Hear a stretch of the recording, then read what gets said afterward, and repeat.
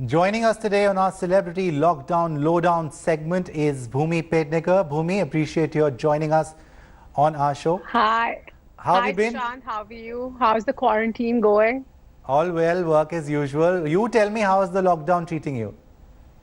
It's been good so far, Obviously, like everybody in the world, life has changed drastically. Being domesticated for such a long time is just something that I've not done in very many years. But I'm not complaining. I've been very positive. I feel the fact that I am in the safety of my home, surrounded by my loved ones, is truly, I'm very lucky to have that. So I'm not complaining at all. It's been good, good so far. So when was the last time you stepped out of the house and what's your daily routine like? The last time I stepped out of the house was actually on the 19th of March. I Wow. had come back from my shoot. I was shooting for a film called Durgavati in Bhopal. And since then, I haven't really gotten out of my house. And Wow. yeah, so it's my daily routine. Yeah. I don't really have a routine. I think for the first time in years, I don't have a routine. And that was the idea. I'd kind of decided that during this lockdown, whatever social conditioning I have gone through, I'm kind of going to break that. So that's pretty much what I've been doing. I've not really been on a schedule. I do what I feel like. There are days that I'm just lazing around in bed and reading books. There are days that I kind of like go really crazy cleaning and the whole house is down. There are days that I cook. The only thing that has been pretty much constant in this lockdown, where I'm concerned, has been that I dedicate 2 hours a day working out, because that's the only thing that has kind of kept me mentally stable, and the meditation that I do every day. But apart from that, I don't really have a schedule. Nice. I'm just purely healing myself right now.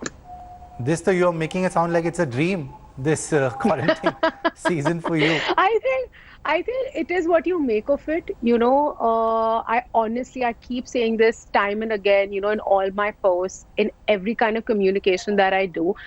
What the world is going through right now is very heartbreaking. Now is the time to kind of introspect, to be compassionate, to become more human. I really feel like just generally human beings have become very disconnected. And for the first time, we all are going through this one singular experience. So it's about what you make of it. And I'm fortunate to be in a safe environment.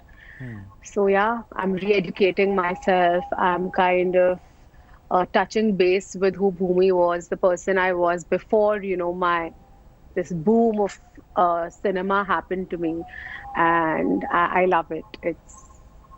I'm going to get to It's a that good person time. in a moment now, but first, as a society, as a country, how do you think we have dealt with this crisis? I think we are trying to do our level best. India is a very, very dense country, so we can't really compare it to the way other countries have dealt with it. I truly feel we've done a very good job. We The levels of societal distinction is so severe within India that I really feel that the government is really doing their level best to maintain law, order, peace. It's very heartbreaking to see many videos. You see migrant workers, you see people that are more vulnerable. Of course, they are really, really suffering, and nobody can deny that. Veer Das's neighbor just coughed at him. He shared a video. I mean, I don't know what's going on. Why don't people understand how serious the situation is? But for our viewers who Wow. don't know, Bhumi is also a climate warrior, by the way. She does a lot for the Yeah. environment. Yeah. Bhumi, you think now more than ever is the time to take climate change seriously? Because, climate change, people fighting for the environment, they're just laughed at. Climate change is seen as this Oh fancy yeah, topic for some elites to discuss.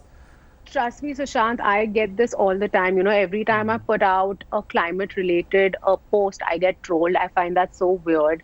I don't usually get trolled. Like, so far it's been good. But the moment I put out like anything to do with climate change, the environment, I start getting trolled, and it just kind of reiterates the fact that we as a society are just so scared of having an inconvenient life. You know, climate change is real. It is happening right now. It is irreversible. In the near future, like maybe 2 decades away, there are going to be many, many parts within India that are going to be completely uninhabitable.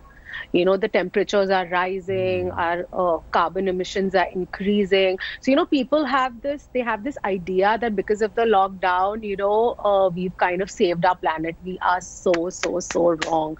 Yeah. The damage that has happened has happened. There's nothing that we can do about it. And we don't understand the level. There were so many of these challenges that happen, you know, where you're washing your hands, etc. And there were major celebrities from all around the world.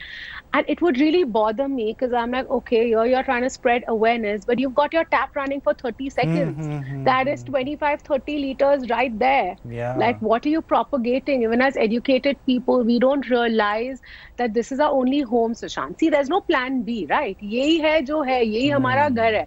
If this exists, we exist. And for us, we feel climate change is such a huge concept that people can't quantify. Yeah. You know, so we don't understand that the repercussions of climate change are real.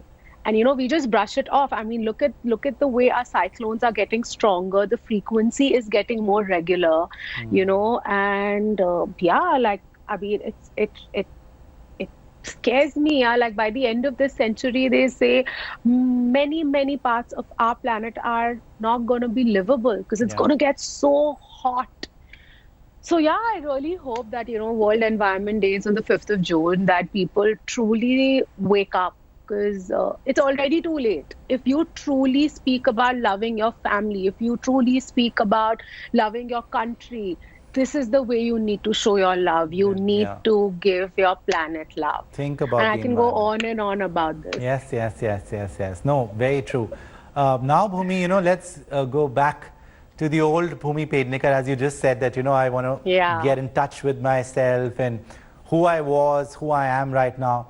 So, your journey, how did it all begin for you? Before the film star, Bhumi Pednekar, before Dum Laka Ke Haisha, all of that, who was the girl? You know, the same girl, honestly. I think I haven't really changed a lot as a person. I'm still very vulnerable, you know. I'm still very ambitious. I still have like stars in my eyes and I have huge dreams.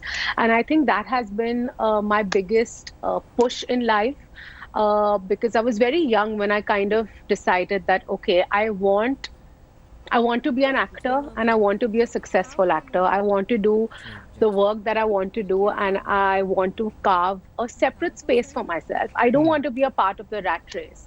And I had this clear idea.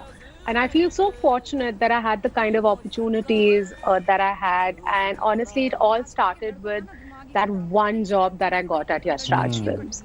You know, when I started casting for them, I was all of 17. I didn't know what I was doing. I was just honestly escaping going to England. And it happened. I randomly went into that interview because I was like, you know, I have to start working or my parents will kind of ship me off to go for my further education. And my life changed. There was no stopping after that. I kept working really hard. And I think after Dum Laga Ke Haisha, I've been so lucky that I had the right offers. You know, I had the right films that came my way that kind of helped me create the bouquet of work that I have done. I've never really gone behind films with a message. I've only sought strong parts. I've only sought good stories. Like, you know, even after, I think pretty much most of my films like Veer Dum Laga Ke Haisha, Shubh Mangal Savdhan, Toilet Ek Prem Katha, there's always been like a strong love story at the crux of it, because, you know, it's India and we love love stories. But what I loved about the narrative of all these films is that, you know, you're entertaining your audience, but at the same time, you leave them with a thought.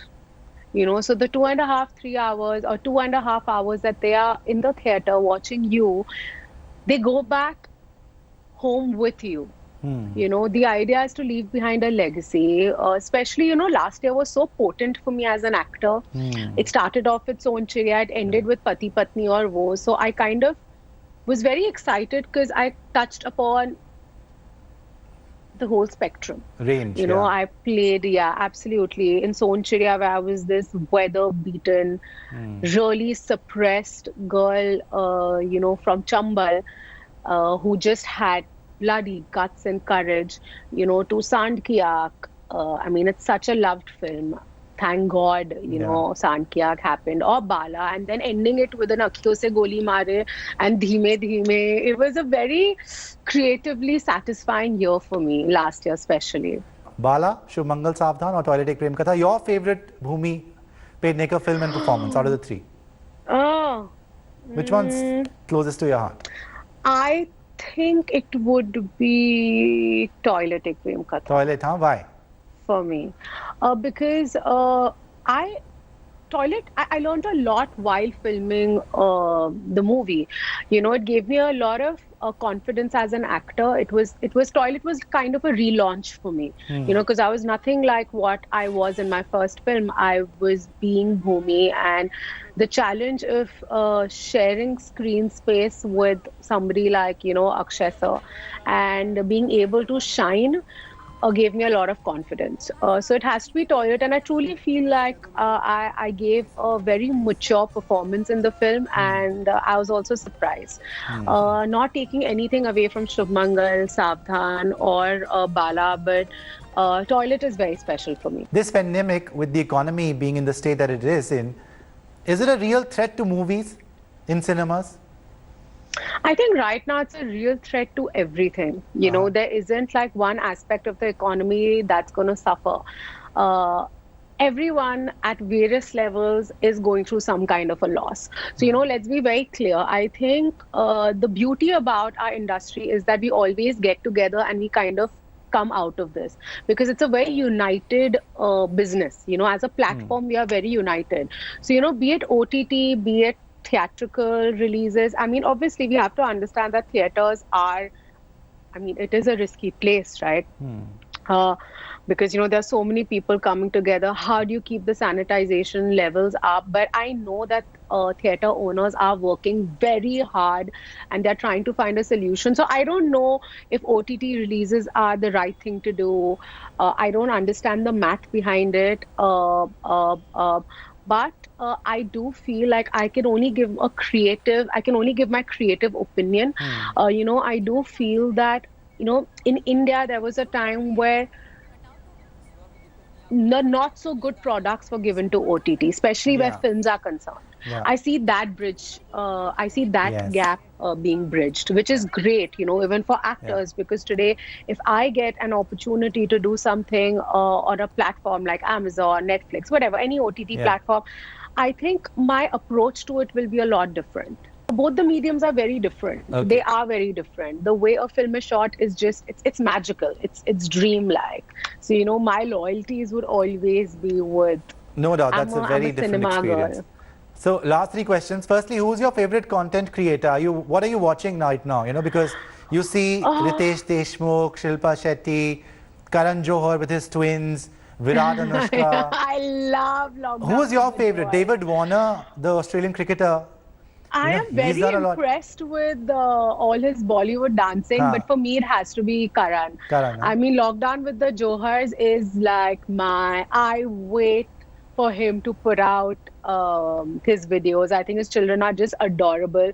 They're a constant source of happiness to many of us. I love it. Were you working on something that got stuck, and what will we see you in? So I was working on Durgavati.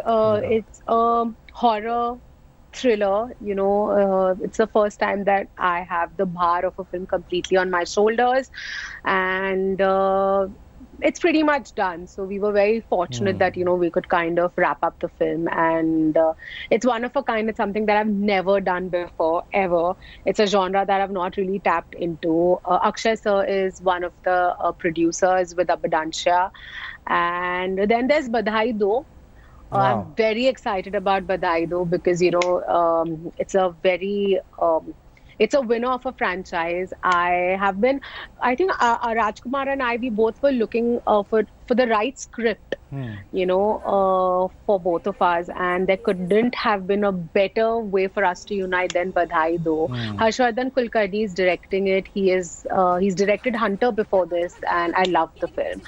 Great fun. It's a great family comedy, and the space that I usually go into with the Shubh Mangal or Dum Laga Ke, Slice of Life. Super fun. And then there's Takht, and these are the films that I can talk about. Yeah. But yeah, it's excellent. It's quite full for now. Looking forward to all your films, Bhumi, and I hope I'll see you soon after the lockdown. Always great speaking to you. Thank you so much for talking to us. Thank you, Sushant. Bye. Be home, guys. Be safe. Hello everyone, this is Rahul Kamal here. Hope you enjoyed this video. For the latest news and analysis, like and subscribe the India Today YouTube channel, and don't forget to press the bell icon to stay updated.